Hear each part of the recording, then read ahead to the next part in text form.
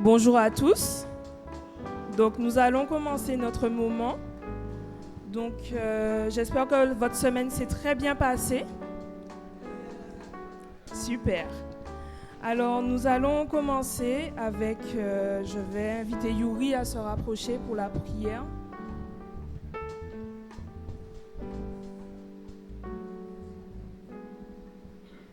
Bonjour frères et sœurs. Prions pour rendre grâce au Seigneur. Père céleste, Dieu trois fois saint, nous te prions, nous te glorifions, nous t'exaltons, nous voulons te remercier pour l'opportunité que tu nous donnes d'être là ce matin, d'être debout. Ça a été difficile pour certains. Merci de leur avoir donné cette force supplémentaire pour venir te célébrer. Tu nous demandes très peu alors que tu nous donnes tant. Donne-nous la force, la motivation, le courage, la compréhension surtout de comprendre ces moments de louange, cette vocation qu'un chrétien doit avoir, qu'un disciple doit accomplir pour te servir. Aide-nous à grandir. Je remets ce matin entre tes mains les responsables de ce culte, particulièrement les jeunes. Tu sais combien c'est difficile, papa, aujourd'hui pour eux face à ce monde où le malin est vraiment déchaîné parce que ton heure approche. Ils sont là, ils ont préparé et ils sont très joyeux de pouvoir te célébrer et de partager ce moment avec l'Assemblée. Je remets également les techniciens ainsi que le prédicateur et toute l'Assemblée puissent disposer nos cœurs à t'entendre, à communier pour ta grandeur, pour ta grâce, pour ta gloire. Au nom de Jésus, Amen. Merci à toi, Yuri. Sans plus tarder, je vais inviter les choristes à nous rejoindre. Et nous allons lire ensemble un passage qui est en Psaume 63, versets 1 à 4.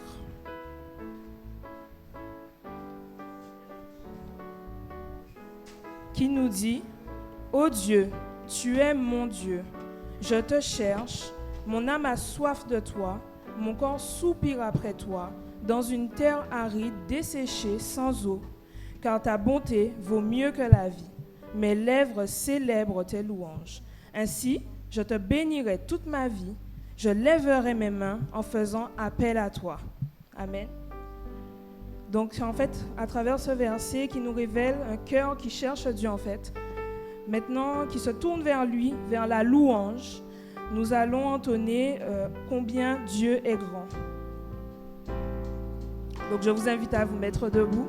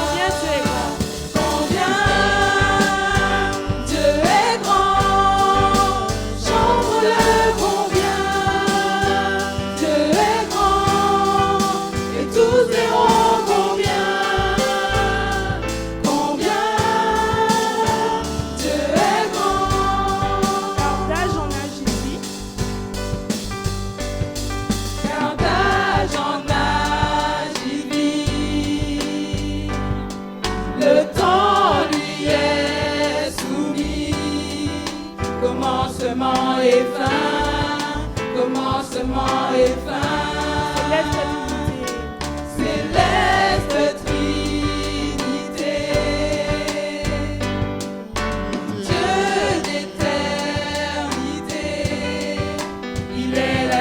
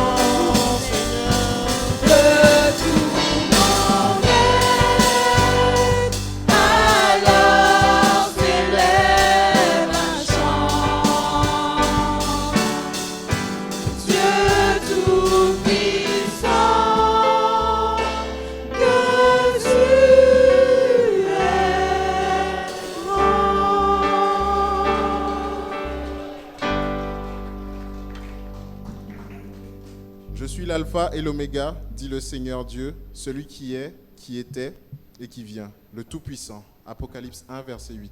Amen. Oui, nous savons que notre Dieu est tout-puissant. Nous voulons chanter que Dieu est puissant avec un air un peu spécial. Vous allez voir, chantons ensemble.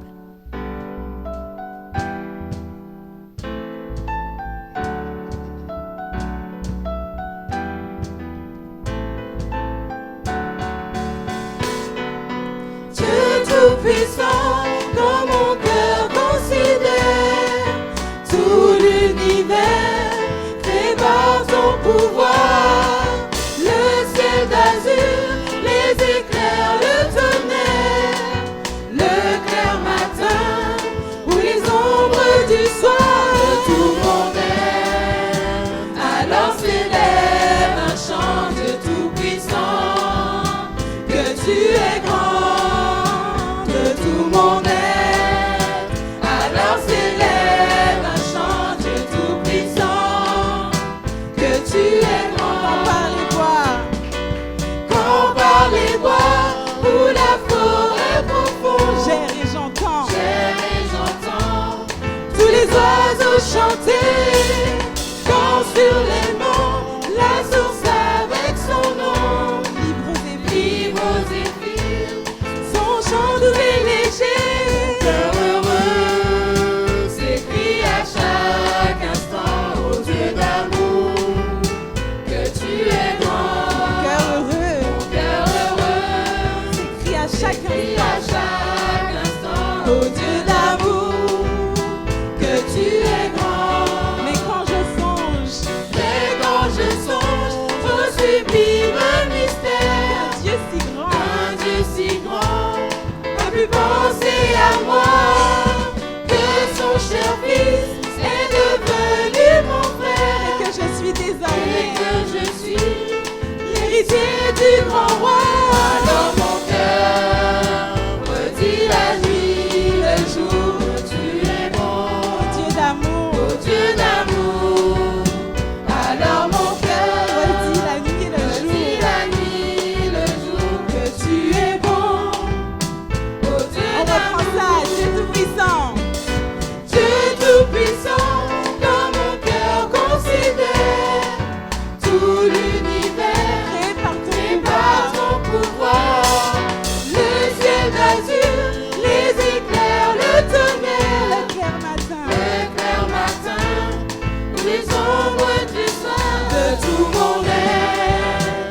Alors s'élève un chant de tout-puissant, que tu es grand, mon que Dieu. tu es grand, de tout mon être. Alors s'élève un Alors chant. s'élève un chant Dieu tout-puissant, que tu es Quand par les bois, quand par les bois ou la forêt profonde, j'erre et j'entends j'erre et j'entends tous les oiseaux chanter. Quand sur les monts, la source avec son nom, libre aux zéphyrs, libre aux zéphyrs, son chant doux et léger. Heureux s'écrie à chaque instant au Dieu d'amour, que tu es grand, mon Dieu. que tu es grand. Mon cœur est heureux ce matin. Heureux s'écrie à chaque instant au Dieu d'amour, Que tu es grand, mon Dieu. que tu es grand. Mais quand je songe au sublime mystère, qu'un Dieu si grand a pu penser à moi, que son cher fils est devenu mon frère, et que je suis désormais et que je suis héritier du grand roi. Alors mon cœur redit la nuit, le jour, tu es bon, ô Dieu d'amour. Alors mon cœur Vas-y la nuit, le redit jour. la nuit, le jour, que tu es bon, ô Dieu d'amour. Amen. Amen.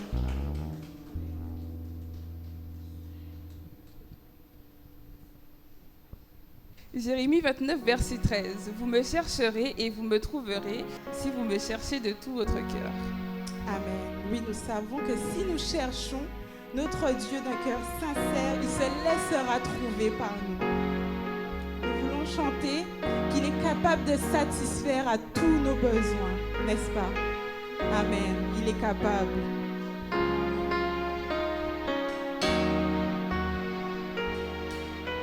Tu sais satisfaire Un cœur qui te cherche, un cœur qui te cherche. Tu en es capable. Tu en es capable. Tu sais réjouir Un cœur qui te cherche, Qui te cherche. un cœur qui te cherche. Tu en es capable. Tu sais honorer Un cœur qui te cherche, un cœur qui te cherche, tu en es capable. Tu peux transformer Celui qui te cherche, celui qui te cherche. celui qui te cherche, Tu en es capable. tu en es capable. Tu peux relever Celui qui te cherche, celui qui te cherche, Tu en es capable. tu en es capable. On reprend ça. Tu sais satisfaire, mon Dieu. Tu sais satisfaire Celui qui te cherche, un cœur qui te un cherche. cœur qui te cherche, Tu en es capable. tu en es capable. Tu sais réjouir Un cœur qui te cherche, un cœur qui te cherche, Tu en es capable. tu en es capable. Tu sais honorer Un cœur qui te cherche, Un cœur qui te un cherche. cœur qui te cherche, Tu en es capable. tu en es capable. Tu peux, oui, tu peux transformer Celui qui te cherche, celui qui te cherche. celui qui te cherche, Tu en es capable. tu en es capable. Tu peux relever Celui qui te cherche, Celui qui te cherche. celui qui te cherche, Tu en es capable. tu en es capable. On reprend ça. Je sais que tu sais. Tu sais satisfaire un cœur qui te cherche, Un cœur qui te cherche. un cœur qui Oui, te tu sais que Dieu est capable. tu en es capable. Oui, tu sais réjouir, Seigneur mon Dieu. Tu sais réjouir un cœur qui te Un cherche, cœur qui te cherche. un cœur qui te cherche. Tu en es capable. Oui, Seigneur mon Dieu, je sais que tu peux honorer celui qui te cherche. Tu sais honorer un cœur qui te cherche, Un cœur qui te cherche. un cœur qui te cherche. Tu en es capable. Oui, à ton Dieu, tu sais qu'il peut transformer. Tu peux transformer Et ce matin, celui transforme-moi, qui te Seigneur mon Dieu, car je te cherche. celui qui te cherche. Tu en es capable. Je sais que tu peux me relever. Tu peux relever celui qui te cherche, Celui qui te cherche. celui qui te cherche. Tu en es capable. Tu en es Oui, mon Dieu, je sais que tu en es capable. Seigneur, tu en es capable. Tu en es capable. Mon Dieu, je sais que tu en es capable. Oui, tu en es capable. Oui, je sais que tu en es capable. Tu en es Oui, je sais, Seigneur Seigneur mon Dieu, que tu peux guérir. Tu peux guérir Jésus, mon frère, ma soeur, ce matin, Seigneur. Tu peux changer sa vie en un instant, Seigneur. Tu es capable. Oui, Seigneur, tu es capable d'illuminer nos chemins, même les plus sombres, Seigneur. Tu en es capable. Je sais que tu en es capable. Oui, Seigneur. Tu es capable de transformer nos cœurs et de renouveler nos vies. Tu es capable de faire infiniment au-delà de ce que nous pensons ou imaginons. Tu es capable de relever celui qui tombe et de restaurer ce qui était brisé. Tu en es capable. Oui, je sais, Seigneur, que tu en es capable. Tu en es capable. Une dernière fois, Seigneur, tu en es capable. Tu en es capable. Amen. Merci Seigneur mon Dieu. Nous savons que tu es capable de faire au-delà de ce que nous pensons, ce que nous imaginons. Et Seigneur, c'est pourquoi ce matin, je veux laisser la place à un frère, une sœur qui a un témoignage, qui voudrait partager avec nous. Vous pouvez vous asseoir. Merci. Alors, on va continuer. Je vous invite à vous mettre debout. Nous allons lire la parole de Dieu. Proverbe 8, du verset 17 au verset 21.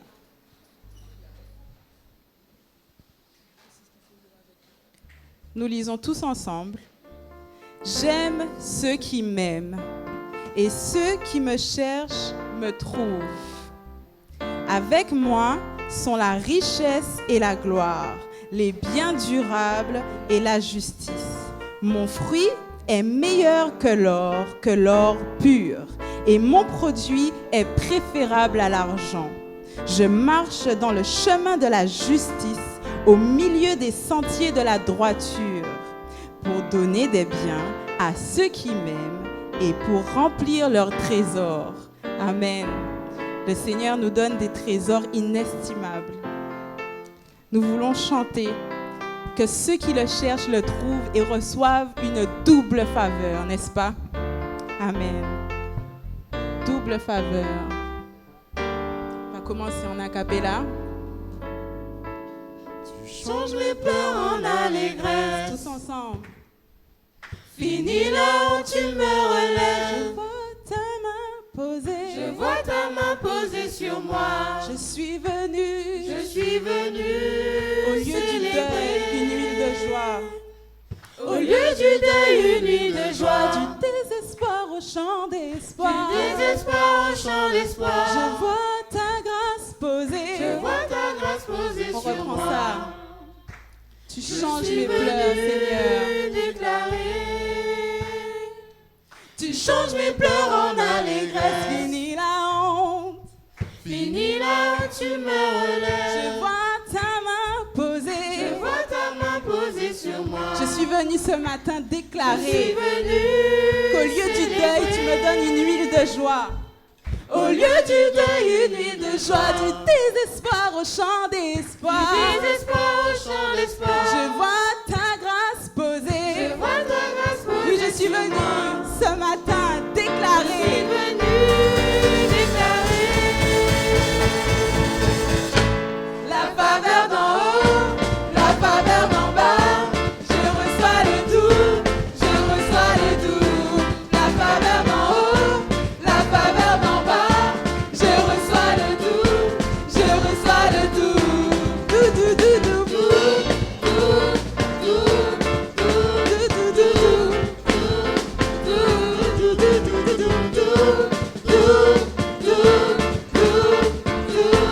la faveur d'en haut, La faveur d'en haut, la faveur d'en bas. Je reçois le doux, je reçois le doux. La faveur d'en haut, la faveur d'en bas.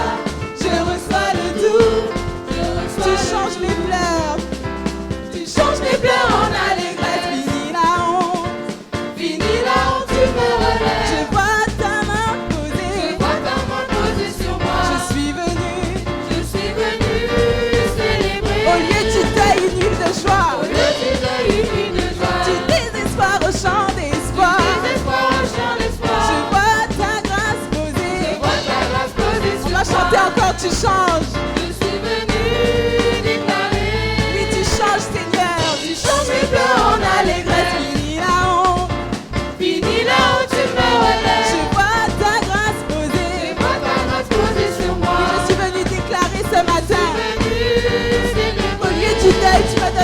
joie, Au lieu d'une réunie de joie, du désespoir au chant d'espoir. désespoir au chant de Je vois ta grâce posée, Seigneur. Je vois ta grâce posée C'est sur pourquoi moi. je vais déclarer Je suis venu. la faveur d'en haut. La faveur d'en haut, la faveur d'en bas. Je reçois le tout, je reçois le tout. La faveur d'en haut, la faveur d'en bas. Je reçois le tout, je reçois le tout. Oui, je reçois le tout. Le Seigneur me bénit doublement. Reçois mon frère, ma soeur, la double faveur ce matin. Oui, la faveur d'en haut. La faveur d'en haut, la faveur d'en bas. Je reçois le tout, je reçois le tout. Amen. Merci Seigneur pour cette double faveur que tu nous donnes ce matin. Alors je vais inviter à nos choristes à aller s'asseoir. Je vous remercie. Merci les musiciens. Merci l'Assemblée. Vous pouvez vous asseoir. Merci pour ce moment de louange. Et sans plus tarder, nous allons passer du coup le micro au frère Sitcha pour la prédication. Et pour cela, je vais inviter le frère Kouchi à se rapprocher afin qu'il puisse prier justement pour le frère. Alléluia. Béni soit l'Éternel. Alléluia. Notre Dieu, notre Père, dans le nom de Jésus, nous venons à toi ce matin. Nous te bénissons pour ta présence. Merci pour la façon que tu as manifesté à travers ces jeunes. Je le prends entre tes mains ce matin, afin qu'ils reçoivent de toi une crainte continuelle pour la gloire de ton nom. Nous savons qu'il y a un ennemi qui nous guette, qui veut prendre ce que tu nous as donné. Tu nous as donné des enfants, ce n'est pas pour les perdre. Est-ce que pourquoi je mets chaque jeune entre tes mains ce matin, afin que tu puisses parler à leur cœur, ouvrir leurs yeux, et puis puissent comprendre ce que tu attends de chacun d'eux. Ce matin, Seigneur, nous te bénissons parce que nous savons que tu as un plan pour chacun de nous. Et tu as une parole de guérison, une parole de réflexion pour chacun de nous ce matin. Et tu as utilisé ton serviteur, le frère Maurice, pour partager cette parole. Et soit le mettant entre tes mains ce matin, afin que tu sois avec lui, que tu diriges sa bouche, que tu diriges sa langue, afin que tout ce qu'il dit ce matin se juge à te glorifier. Remplis-le de toi ce matin et dirige-le pour ta seule gloire et que tout ce ton soit glorifié dans tout ce qu'il va dire ce matin, dans le précieux nom de Jésus. Amen. Amen. Je dis bonjour à toutes et à tous. Bonjour. Vous êtes là. Bien. Les jeunes vous ont montré qu'ils sont là. Merci à ces jeunes. Cela me fait penser quand j'étais jeune. Bien que je ne me vois pas vieux. Hein.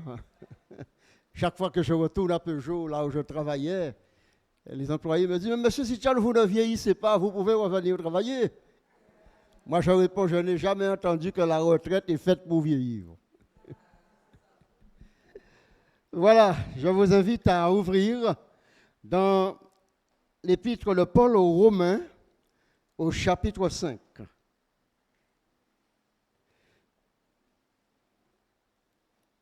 Romains, le chapitre 5, dans les versets 1 à 5. Je vous fais la lecture. Il est dit, étant donc justifiés par la foi, nous avons la paix avec Dieu par notre Seigneur Jésus-Christ, à qui nous devons d'avoir eu par la foi accès à cette grâce dans laquelle nous demeurons fermes et nous nous glorifions dans l'espérance de la gloire de Dieu. Bien plus, nous nous glorifions même des afflictions, sachant que l'affliction produit la persévérance. La persévérance, la victoire dans l'épreuve, et cette victoire, l'espérance. Or, l'espérance ne trompe point, parce que l'amour de Dieu est répandu dans nos cœurs par le Saint-Esprit qui nous a été donné. J'ai constaté ce matin que vous avez un secret ici. Vous avez un secret. Et j'ai admiré les jeunes. Rare d'église qui a une équipe de jeunes qui est là. Moi, je peux le dire, hein, à Petit Canal, nous n'avons pas une équipe de jeunes aussi dynamique. Il y en a, mais on n'en voit pas l'engagement qu'il faut pour permettre véritablement que les jeunes s'expriment au sein de l'Église. Et pourquoi je dis cela? Je constate que vous avez cette espérance en Dieu. Et le titre du message, c'est « Solide espérance dans l'amour ». Solide espérance dans l'amour. Je voudrais rappeler les circonstances de la rédaction de l'Épître aux Romains. L'apôtre Paul était probablement à Corinthe quand il écrivit l'Épître aux Romains. Et il avait un profond, un ardent désir de visiter l'église de Rome pour leur communiquer quelques dons spirituels, pour fortifier leur foi, pour fortifier leur espérance. Vous pouvez lire cela dans le premier chapitre et dans les versets 11 à 15. Et dans l'autre texte, dans ces versets 1 à 5, Paul fait ressortir l'idée de progression spirituelle. Je dirais que l'apôtre est en train de construire une tour. Oh, pas comme la tour de Babel, hein? La tour de la révolte, la tour de confusion. Parce que vous savez, Babel veut dire babier, babillage. C'est ça que veut dire Babel. Ils se sont trouvés à babiller entre eux parce qu'ils ne se comprenaient pas. C'était la confusion. Ce n'est pas la tour de Babel que je parle ce matin, mais la tour de l'espérance. L'apôtre a tendance à nous élever, dans ce texte-là, à les élever dans l'espérance, comme s'il veut que l'Église se lève à un niveau supérieur, que l'Église prenne un nouvel élan spirituel. Voilà ce que je vois dans ce texte-là. L'apôtre encourage cette Église qu'il veut absolument visiter un jour. Il parle comme s'il voudrait que l'Église prenne un nouvel élan spirituel, que l'Église puisse construire la tour de l'espérance et arriver un jour au sommet de cette tour. Pas comme Babel, ils n'ont pas pu arriver à terminer la construction parce que c'était l'orgueil qui était dans eux.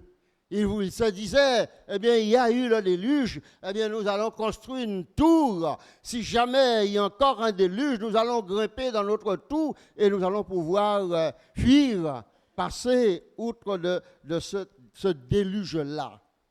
Et pour renforcer ce que je veux dire, lisons en Éphésiens, chapitre 1er, et les versets 18 à 20 et le verset 6 du chapitre 2. Éphésiens, chapitre 1er, verset 18, Paul dit qu'il prie, afin que Dieu illumine les yeux de votre cœur, pour que vous sachiez quelle est l'espérance qui s'attache à son appel, quelle est la richesse de la gloire de son héritage qu'il réserve aux saints, et quelle est envers nous qui croyons l'infinie grandeur de sa puissance se manifestant avec efficacité par la vertu de sa force. Il a déployé en Christ en le ressuscitant des morts et en le faisant asseoir à sa droite dans les lieux célestes.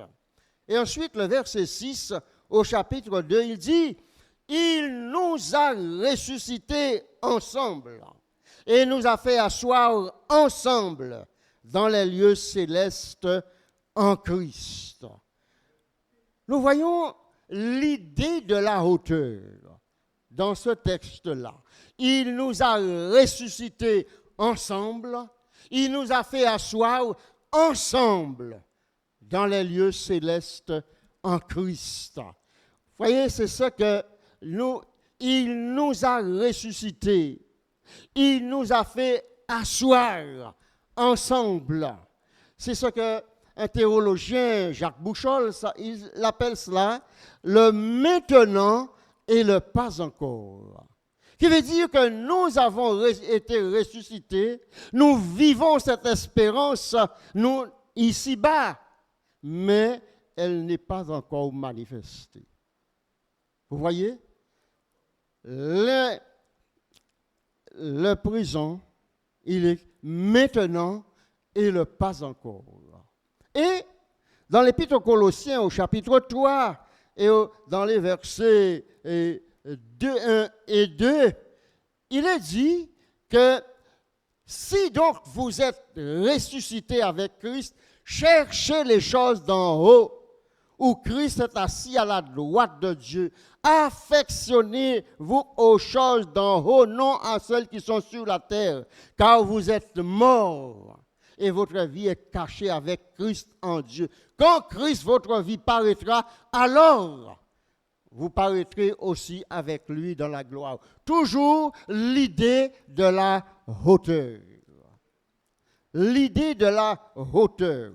Et dans notre texte en Romains, chapitre 5, retournons, nous voyons que l'apôtre Paul nous présente des matériaux nécessaires à l'édification de cette tour avec efficacité. Et j'ai vu que Paul nous présente au moins 5 matériaux caractérisant notre espérance. Des matériaux pour utiliser à la construction de cette tour. Il parle de la grâce, il parle des afflictions, il parle des épreuves, il parle de la persévérance, il parle aussi de la victoire. L'apôtre nous a confié la responsabilité de continuer cette construction. Et le premier matériau qu'il nous présente est dans le verset 1er, dans la première partie du verset 1er. Il dit ceci, « Étant donc justifiés par la foi. » Étant donc justifiés par la foi. Le premier matériau qu'il nous présente, il dit, il commence par parler de la compétence des ouvriers qui peuvent travailler dans cette construction, être justifiés par la foi. Mes amis, frères, sœurs, êtes-vous justifiés par la foi? C'est le premier matériau. Avoir des hommes, des femmes justifiés par la foi en Jésus-Christ. En effet, la Bible nous enseigne que dans la première épître aux Corinthiens, au chapitre 6, versets 9 à 10, il est dit que les injustes et ceux qui leur ressemblent n'hériteront pas les royaumes de Dieu. Donc, ils ne peuvent être dans cette construction. Ils ne peuvent être ouvriers avec Dieu dans cette construction. Et plus bas, dans le verset 11 au même chapitre, il est dit que nous étions aussi des injustes avant notre conversion. Mais maintenant, nous avons été sanctifiés, lavés, purifiés, justifiés au nom du Seigneur Jésus-Christ. Dieu nous a déclarés justes à ses yeux par le Seigneur Jésus-Christ. Il nous a placés dans une nouvelle position, un nouveau statut. Donc, en toute liberté, quand nous avons accepté Jésus dans notre vie, l'invité à entrer dans notre vie, dans notre cœur, Dieu nous a déclarés justes. Donc, nous sommes tous des ouvriers à travailler dans cette construction. C'est une condition à remplir pour travailler dans l'édification de cette tour. S'il y a quelqu'un ici ce matin qui n'a pas encore reçu Christ dans sa vie, je vous invite à le faire rapidement pour être ouvrier avec Dieu, pour utiliser, travailler ce matériau, être justifié en Jésus-Christ. Deuxième matériau se trouve dans la deuxième partie du verset 1er. Nous avons la paix avec Dieu par notre Seigneur Jésus-Christ. Deuxième matériau, la paix avec Dieu. La paix avec Dieu engendre la paix avec les autres. La paix entre nous, c'est une paix judiciaire. Cette paix repose sur la justice de Dieu, pas sur nos sentiments, nos émotions, pas sur ce que j'ai ressenti, pas comment mes humeurs, comment je suis, pas en fonction de ce que j'étais hier, ce que je suis aujourd'hui, ce que je serai demain. Non, c'est une paix judiciaire qui repose sur la justice de Dieu. Étant justifiés par la foi, nous avons la paix avec Dieu. Cette justice nous met en paix avec Dieu. Colossiens chapitre 1er. Et les versets 19 à 21. Colossiens chapitre 1er, 19 à 21. Car Dieu a voulu que toute plénitude habitât en lui. Il a voulu par lui réconcilier tout avec lui-même, tant ce qui est sur la terre que ce qui est dans les cieux, en faisant la paix par lui, par le sang de sa croix. Et vous, qui étiez autrefois étrangers, ennemis par vos pensées et par vos mauvaises œuvres, il vous a maintenant réconciliés par sa mort dans le corps de sa chair. S'il n'y a pas de paix avec Dieu, il ne pourra pas avoir de paix entre nous. Et si nous ne sommes pas en paix entre nous, la construction s'arrête. Impossible de la continuer parce que nous n'allons pas nous comprendre. Ce sera le désordre, comme à Babel. À cause de leur orgueil, Dieu a confondu leur langage. Ils ne se comprenaient plus. Mais le jour de la Pentecôte, Dieu les a rassemblés, permettant que tous, ils se comprennent, chacune dans leur propre langue. La paix, et nous venons de le lire, Dieu nous a réconciliés entre nous-mêmes. Dieu a permis que nous soyons en paix entre nous, les uns et les autres. Cette construction n'avancera pas s'il n'y a pas de paix. Il y a un chant qui dit, Seigneur, fais de nous des ouvriers de paix.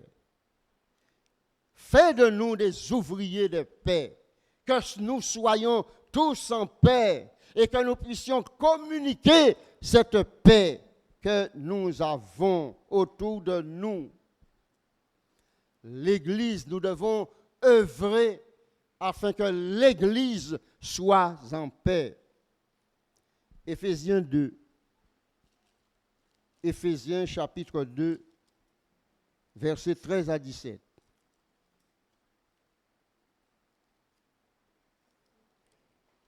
Éphésiens 2, 13. En lui, vous aussi, après avoir entendu la parole... Ah non, je me suis trompé. Ça, c'est premier. Éphésiens 2.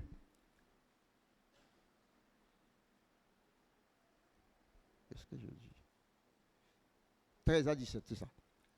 Maintenant, en Jésus-Christ, vous qui étiez jadis éloignés, vous avez été rapprochés par le sang de Christ, car il est notre paix, lui qui des deux n'en a fait qu'un, et qui a renversé le mur de séparation, l'inimitié, et a anéanti par sa chair la loi des ordonnances dans ses prescriptions, afin de créer en lui-même avec les deux un seul homme nouveau en établissant la paix, et de les réconcilier l'un et l'autre en un seul corps avec Dieu par la croix, en détruisant par elle l'inimitié.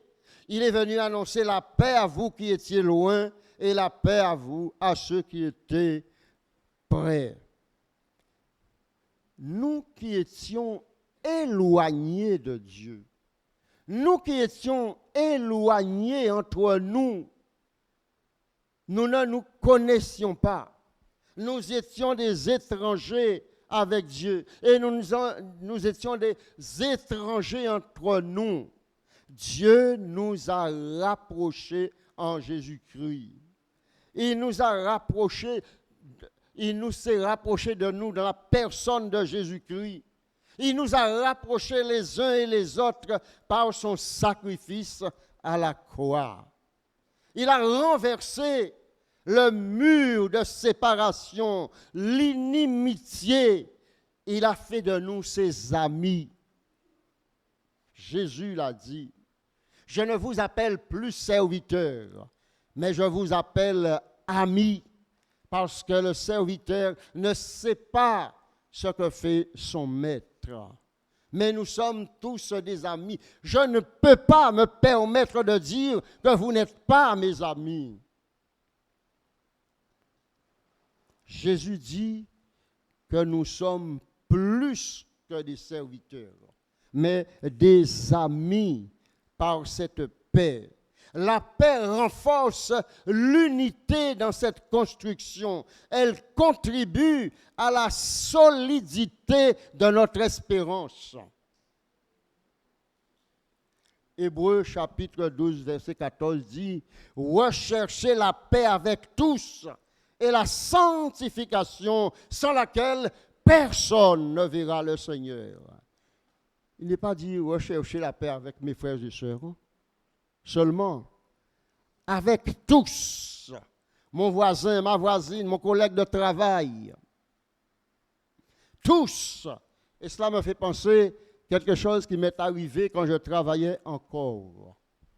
Il y avait une dame je gérais le magasin de pièces détachées, et il y avait une dame dont j'avais repris pour le travail. Et elle a fait tout un scandale avec ça. Avec des injures, des insanités qu'elle a prononcées, ça est arrivé jusqu'à la direction. Et on l'a convoquée. Et à son retour de la direction, il vient et me dit, ne me dites pas bonjour. Quand vous me voyez, ne venez pas me serrer la main. Vous pouvez me dire de loin, mais ne me dites pas bonjour. Et c'est resté comme ça. Mais moi, ça me travaille, moi. Rechercher la paix avec tous. Ça s'est produit à peu près 3 ou 4 mois avant mon départ à la retraite.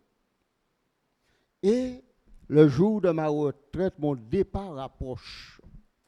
Qu'est-ce que je dois faire? Alors j'ai organisé un repas chez moi à la maison, le samedi après mon départ. Et je l'ai invité. J'ai organisé un repas entre les collègues et je l'ai invité cette dame. Dieu a permis qu'elle soit là. Elle est venue. C'est un samedi. Elle est venue. On a parlé, discuté, rigolé, bavardé ensemble. On n'a jamais parlé de ça. Et quand l'heure pour qu'il puisse partir est arrivée, elle a dit, je vais faire la bise à M. Sitchown. Le problème est réglé.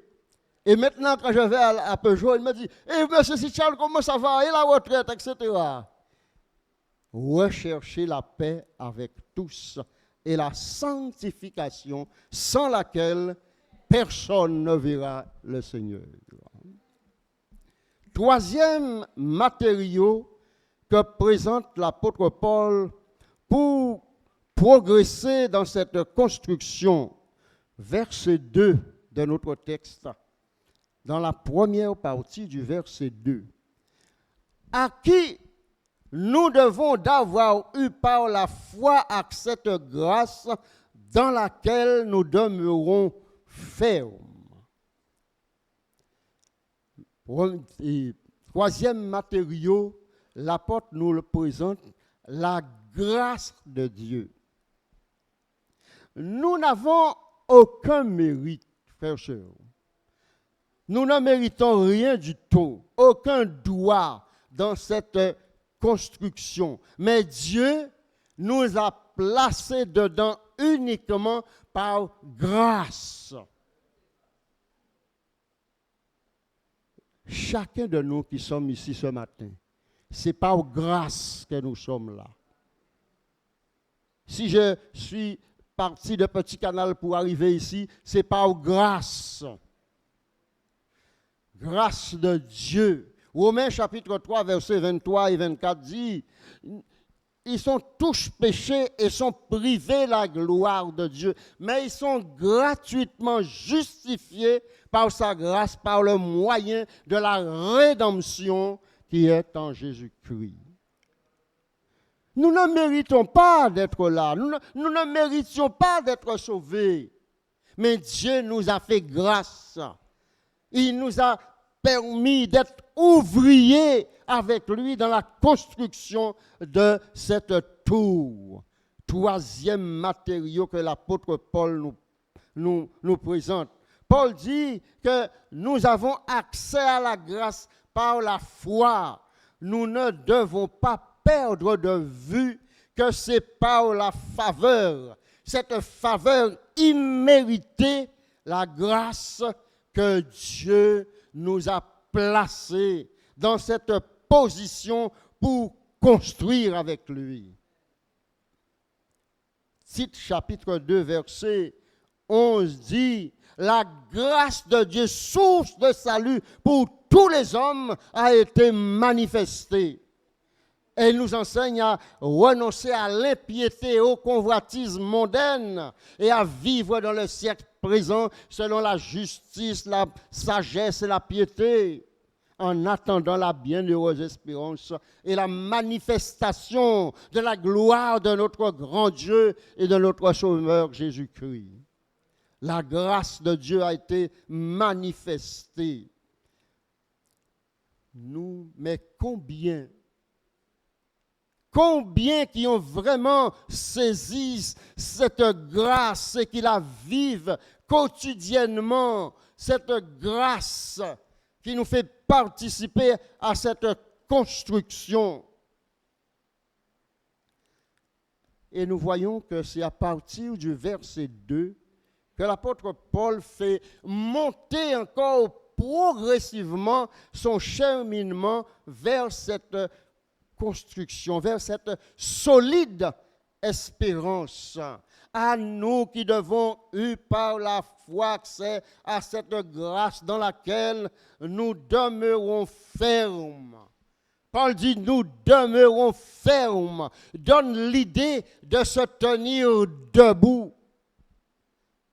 Tenir ferme, c'est rester toujours debout dans la grâce, être inébranlable.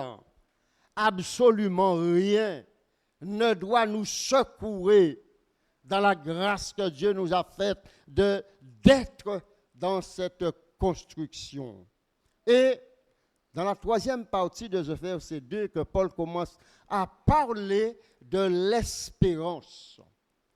Il dit à partir dans la troisième partie du verset 2, il dit que « Et nous nous glorifions dans l'espérance de la gloire ». Là, Paul a cité le mot « espérance ». Nous nous glorifions dans l'espérance de la gloire. Lisons Hébreux, chapitre 3, verset 6. Hébreux, chapitre 3, verset 6. Mais Christ est comme fils sur sa maison, et sa maison, c'est nous, pourvu que nous retenions jusqu'à la fin la ferme confiance et l'espérance dont nous nous glorifions. La Bible nous enseigne à ne pas nous glorifier de quoi que ce soit. Mais Paul, il fait une exception. Il nous donne un sujet de nous glorifier. L'espérance. Nous nous glorifions dans l'espérance de la gloire de Dieu. Il nous révèle la raison de notre espérance, voir la gloire de Dieu. Et n'est-ce pas, ce n'est pas un péché de se glorifier de l'espérance. Ce n'est pas une gloire disant « Ah, olé, olé, je suis content, etc. » Ce n'est pas cela. C'est une gloire intérieure, intime, profonde avec mon Dieu, qui se lie sur mon comportement, sur mon visage, sur mes paroles. Quand je m'adresse à une personne, là, on voit que tu as cette espérance-là. Il nous révèle la raison de notre espérance, la gloire de Dieu. Maintenant, nous voyons le quatrième matériau spirituel que Paul nous présente pour continuer la construction. Versets 3 et 4. Toujours dans notre texte, Romains 5, versets 3 et 4. Paul dit, bien plus, nous nous glorifions même des afflictions, sachant que l'affliction produit la persévérance. La persévérance, la victoire dans l'épreuve, et cette victoire, l'espérance. Hébreux chapitre 6, verset 19, nous allons revenir. Hébreux 6, 19. Cette espérance, nous la possédons comme une encre de l'âme, sûre et solide. Elle pénètre au-delà du voile, là où Jésus est entré pour nous comme précurseur, ayant été fait souverain sacrificateur pour toujours, selon l'ordre de Melchisédek. Nous la possédons comme une encre de l'âme. L'encre, c'est cette grosse pièce de métal que le capitaine fait jeter à l'eau pour maintenir le bateau stable. Au cas où il y a des vagues, du vent, le bateau, le navire ne pourra pas bouger parce que l'encre est accrochée. Nous possédons notre espérance comme une encre solide pour nous maintenir. Paul, ensuite, il continue encore dans cette glorification et il ajoute un coup supplémentaire. Il dit, bien plus nous nous glorifions. Nous nous glorifions dans l'espérance, mais bien plus encore, nous nous glorifions des afflictions, nous nous glorifions des épreuves, nous nous glorifions des difficultés. Eh bien, c'est le quatrième matériau, se glorifier des épreuves, des souffrances. Les épreuves renforcent davantage notre espérance. L'apôtre Jacques dit dans sa lettre au chapitre 1er, verset 2, il dit « Regardez comme un sujet de joie complète les diverses épreuves auxquelles vous pouvez être exposés. » Voilà un matériau ô combien difficile à utiliser. Ce n'est pas facile de se glorifier, de se réjouir dans les souffrances, dans les épreuves, dans les difficultés de la vie. Mais regardons plutôt au résultat que produit ce matériau en nous. Deuxième partie du verset 3 et 4. Sachant que l'affliction produit la persévérance, la victoire dans l'épreuve, et cette victoire, l'espérance. Paul met en évidence, il met en relief, il fait ressortir l'idée de progresser dans ce combat pour arriver à la victoire qui est l'espérance, dans une puissante qualité d'espérance dans notre vie. Ces paroles que nous révèlent que nous ne devons même pas penser en aucune manière d'arrêter la construction. Nous devons continuer, de ne pas ralentir dans la construction, que notre espérance doit être impressionnante dans notre esprit envers ceux du dehors. L'espérance solide que Dieu a mis en nous par son amour. Cinquième matériau. Verset 5. Or, l'espérance ne trompe point, mais l'amour de Dieu est répandu dans nos cœurs par le Saint-Esprit qui nous a été donné. Ce verset 5, c'est le couronnement, la couronne de tout ce que l'apôtre Paul vient de dire dans les versets 1 à 4. Là, il marque véritablement la solidité de notre espérance. Il dit que l'espérance ne trompe point. Nous pouvons mettre notre totale confiance dans l'espérance de la gloire de Dieu un jour. Et il donne l'élément le plus puissant de cette espérance et il dit c'est l'amour. L'espérance, il est dit en 1 Jean 3, 2, nous sommes maintenant enfants de Dieu. Et ce que nous serons n'a pas encore été manifesté. Mais nous savons que lorsqu'il paraîtra, nous serons semblables à lui, parce que nous le verrons tel qu'il est.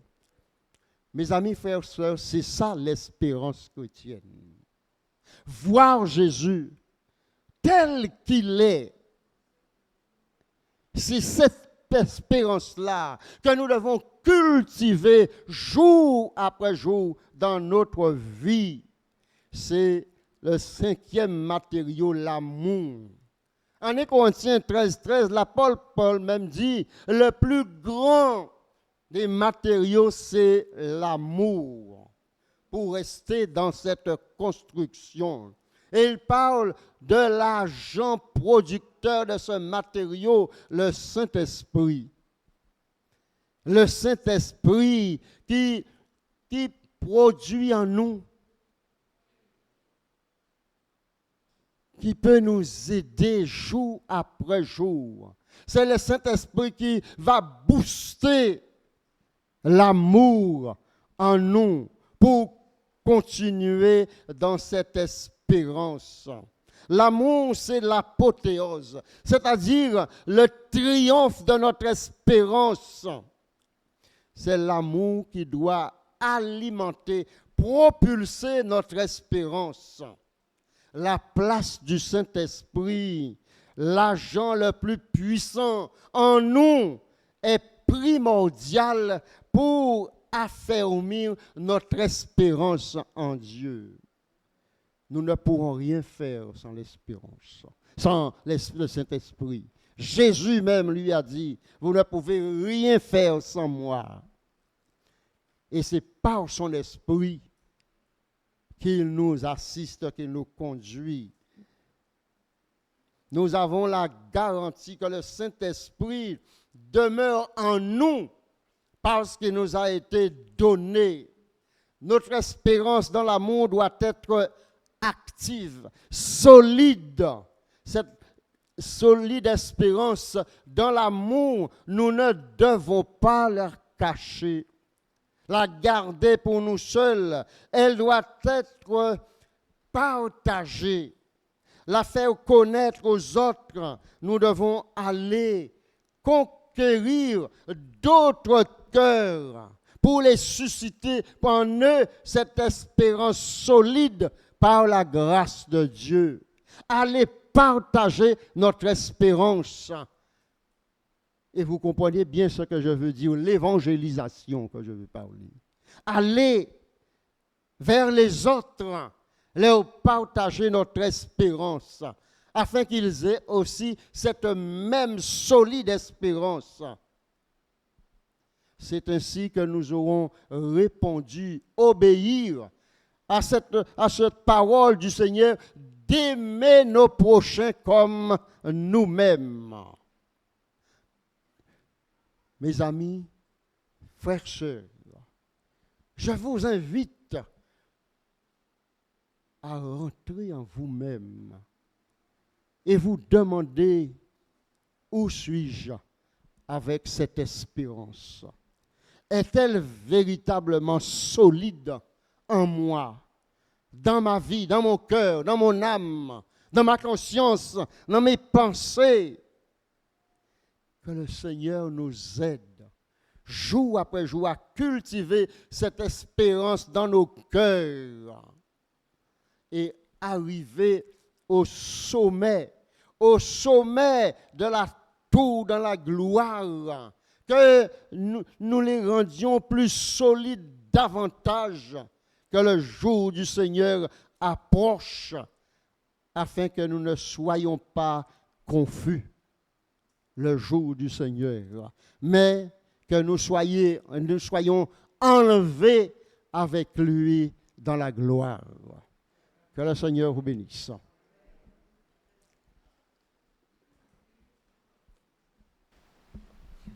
Merci pour ces belles paroles. On dit Amen. Donc, excuse-moi. Est-ce que tu peux renvoyer du coup ce moment par la prière? Veuillez vous tenir debout.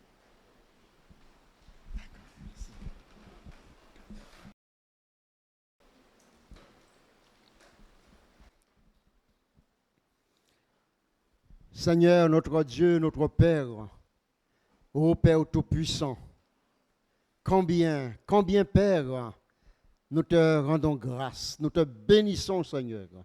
Nous te sommes reconnaissants parce que tu nous as fait grâce de t'offrir ce culte.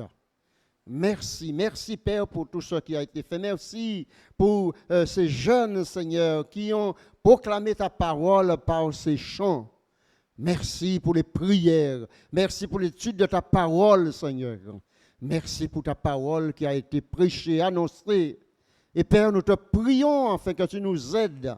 Tu nous aides à garder, serrer ces paroles dans nos cœurs, afin de témoigner notre espérance envers les autres. Seigneur, bénis-nous, Père. Bénis chacun de nous. Aide-nous, Seigneur. Nous t'en supplions de garder ces paroles-là, Seigneur, pour nous personnellement, Seigneur, et les partager avec les autres, Seigneur. Père, nous nous remettons entre tes mains, te demandant ta grâce, que tu nous accompagnes, Seigneur, sur le chemin du retour, et tu nous permets de passer une bonne semaine sous ton doux regard.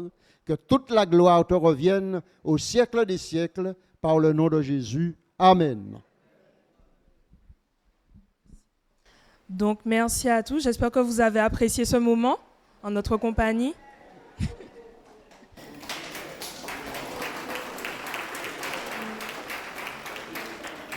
Donc on vous souhaite, les jeunes et moi, un bon dimanche et une très bonne semaine.